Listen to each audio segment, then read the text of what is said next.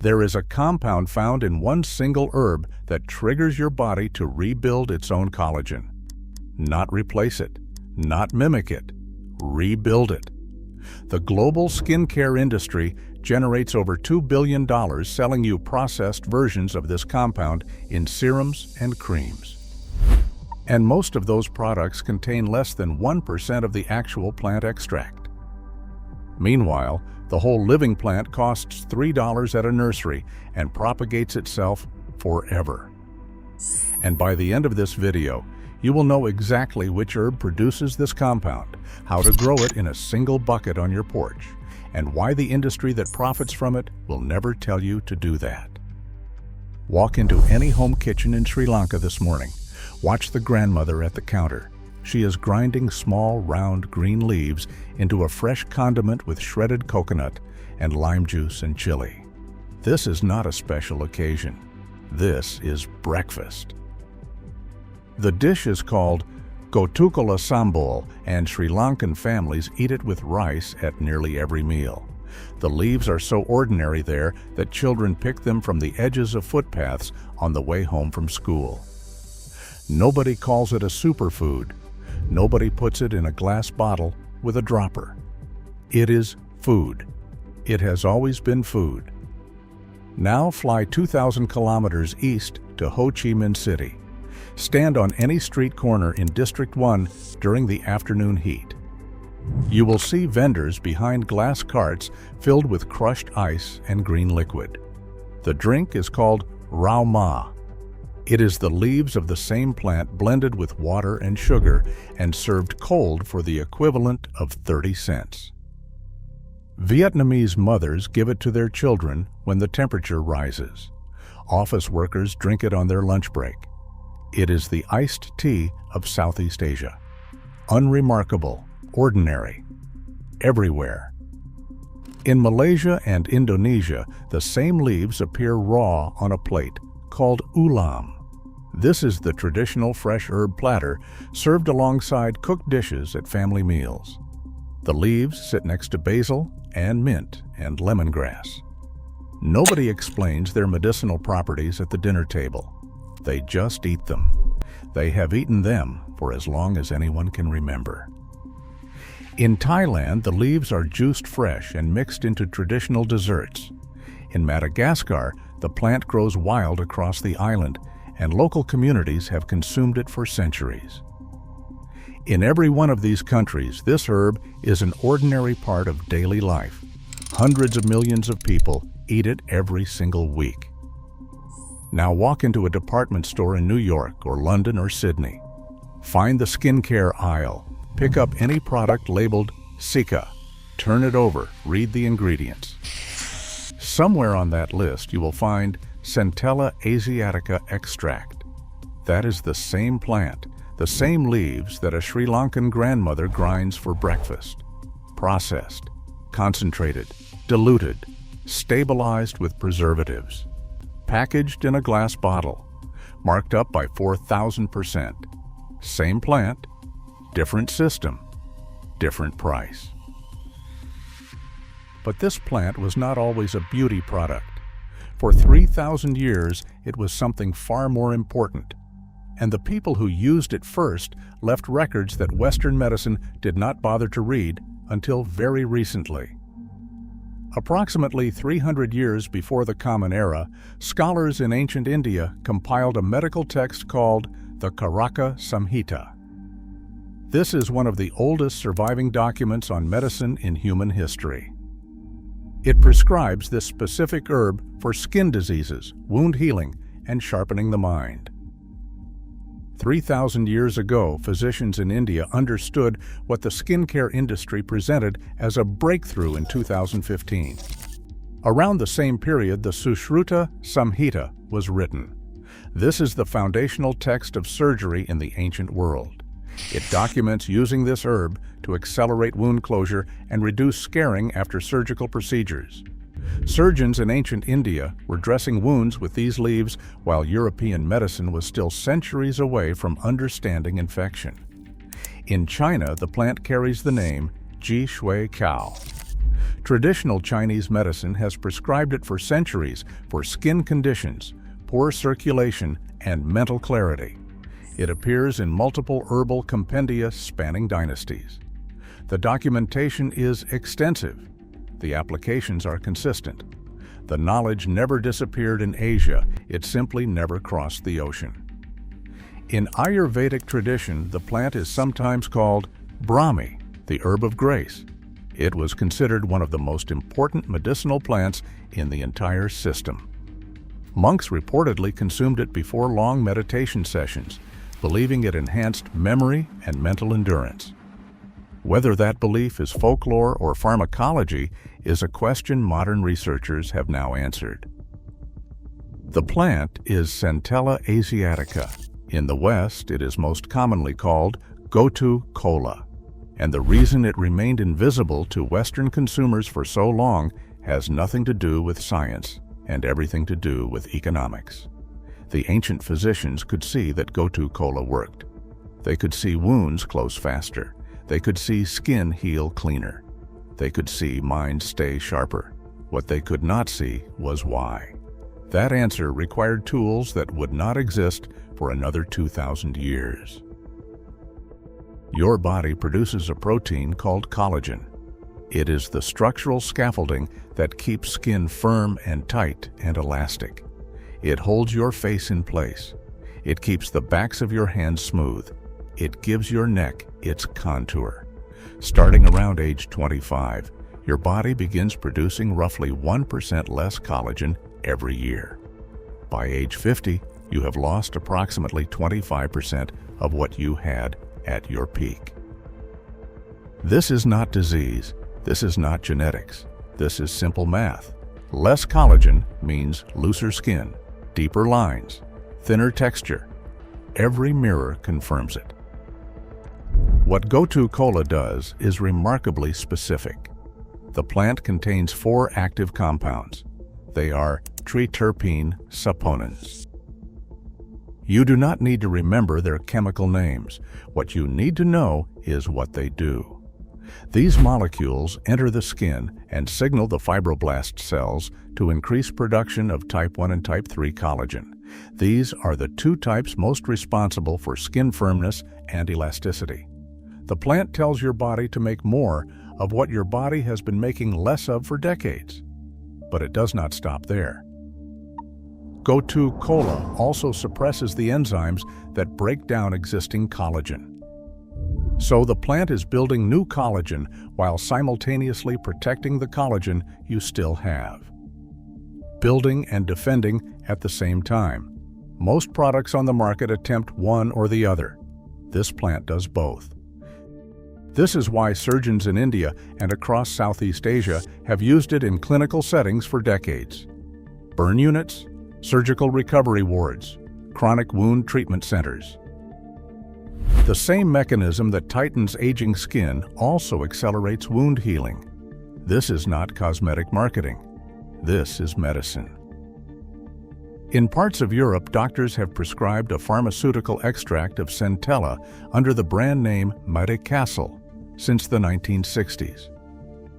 For wound healing, for venous insufficiency, for skin repair. European physicians have written prescriptions for this plant for over 60 years. And yet the average Western consumer has never heard of Gotu kola. That gap between medical knowledge and public awareness is not accidental. It is structural. And that brings us to the question the entire skincare industry hopes you never ask. If the plant works this well, why is it sold to you in a bottle instead of a pot? In the early 2010s, Korean beauty brands made a discovery, not a scientific discovery, a marketing discovery. They found that Centella asiatica extracts could be isolated, stabilized, and branded. They chose the name cica, derived from the Latin word cicatrix, meaning scar. The name was clinical enough to sound medical, short enough to print on a label, and completely disconnected from the living plant that produced it. The cica phenomenon swept the global skincare market. Serums, creams, sheet masks, toners, essences, recovery balms. Every major Korean beauty brand launched a Sika line. Western brands followed within 2 years. By the early 2020s, the Sika skincare segment had surpassed $2 billion in global revenue. Now consider what is inside those products. A typical Sika serum retails for $40 to $90. It contains Centella asiatica extract as one ingredient among dozens.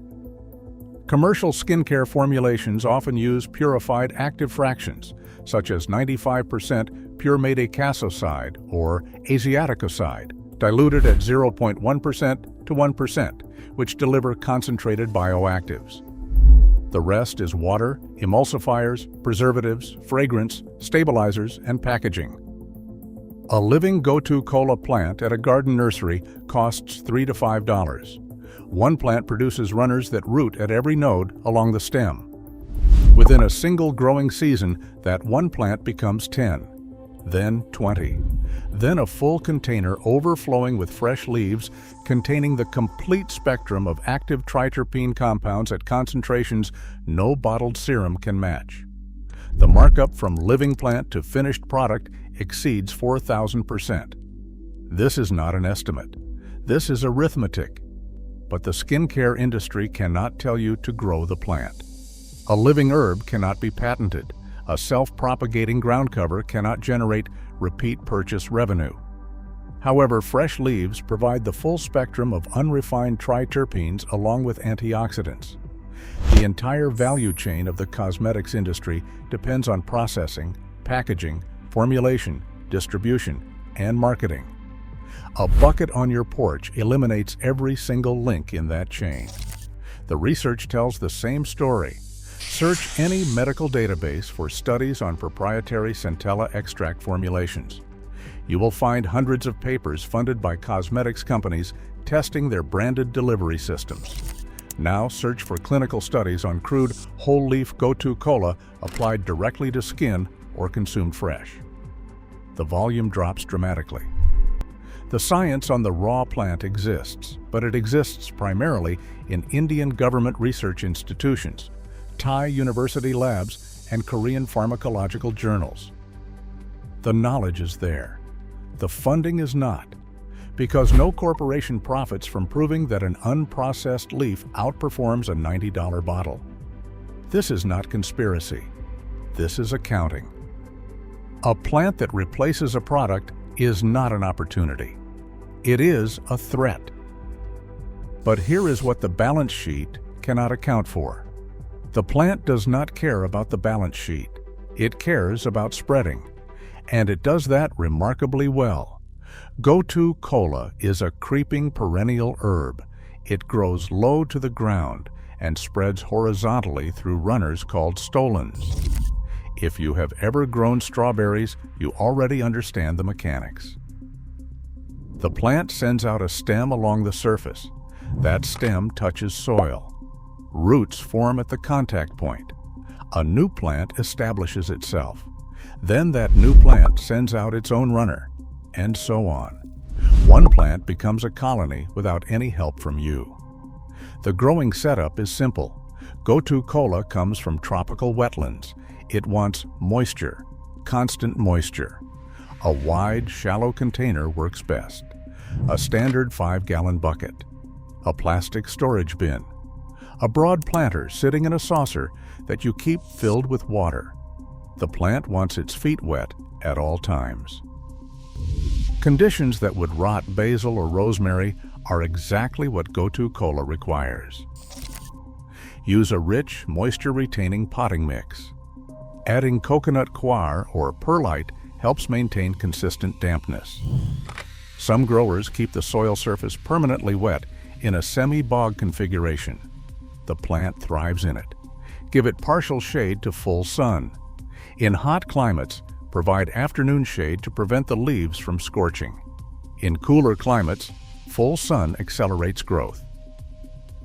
The plant adapts. It is hardy outdoors year-round as a perennial in USDA zones 9 through 11, though it can survive mild winters in Zone 8 with heavy mulch.